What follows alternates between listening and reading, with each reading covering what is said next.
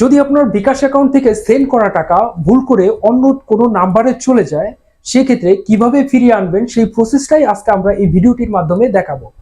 এই প্রসেসটা শুধু বিকাশ অ্যাকাউন্টের জন্য নয়, এর সাথে নগদ, রকেট এবং অন্যান্য যতগুলো মোবাইল ব্যাংকিং আছে সবগুলোই এই প্রসেসের আওতায় পড়বে।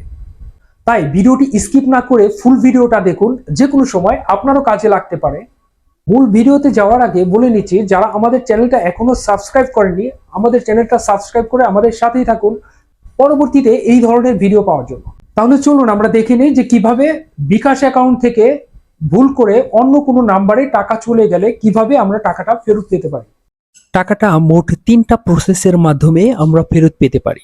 এই প্রসেসগুলোর একটিও যদি মিস হয়, সেই ক্ষেত্রে টাকাটা ফেরত না পাওয়ার সম্ভাবনা অনেকাংশে বেড়ে যাবে। চলুন তাহলে আমরা প্রসেসগুলো দেখি। প্রসেস 1, হটলাইনে কল করা।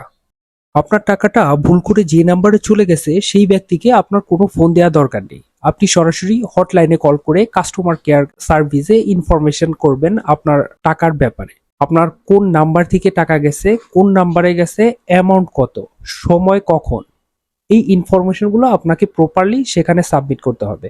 আপনার এই ইনফরমেশনের উপরে ভিত্তি করে যেই নাম্বারে ভুল করে টাকাটা চলে গেছে সেই নাম্বারের সমস্ত ট্রানজেকশন সাময়িকভাবে বন্ধ করে দেওয়া হবে। আপনাদের সুবিধার্থে হটলাইনের নাম্বারগুলো আমি মোবাইল স্ক্রিনে দিয়ে দিচ্ছি। বিকাশ অ্যাকাউন্টের জন্য হেল্পলাইনের নাম্বার 16247, নগদ অ্যাকাউন্টে হেল্পলাইনের নাম্বার 16167, রকেট অ্যাকাউন্টে হেল্পলাইন নাম্বার 16216। এবারে প্রসেস 2, থানায় জিডি করা। হ্যাঁ, আপনার টাকাটা যদি ভুল করে অন্য কোনো নাম্বারে চলে গিয়ে থাকে, সেই টাকা সংক্রান্ত ব্যাপারে আপনার নিকটস্থ থানায় গিয়ে একটা জিডি করতে হবে। যখনই আপনি থানায় গিয়ে জিডি করবেন, তখন থানা থেকে তারা একটা জিডির কপি আপনাকে দিবে। তবে এই জিডি করার কাজটা যত তাড়াতাড়ি সম্ভব তত তাড়াতাড়ি এর কাজটা কমপ্লিট করতে হবে এবং জিডির যে কপিটা, এই কপিটা খুব আর্লি আপনাকে নিয়ে বিকাশ অফিসে সাবমিট করতে হবে।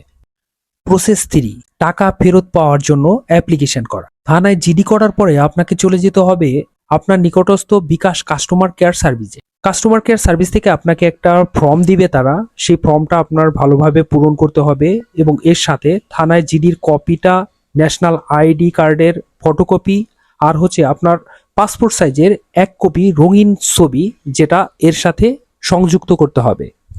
যখনই আপনি এই অ্যাপ্লিকেশনটা ফুলফিল করে দিবেন, তখন তারা যেই ব্যক্তির নাম্বারে আপনার টাকাটা চলে গেছে সেই ব্যক্তিকে বিকাশ অফিস থেকে সরাসরি তারা কল করবে। কল করে তারা বিভিন্ন ধরনের ইনকোয়ারি তাকে করবে।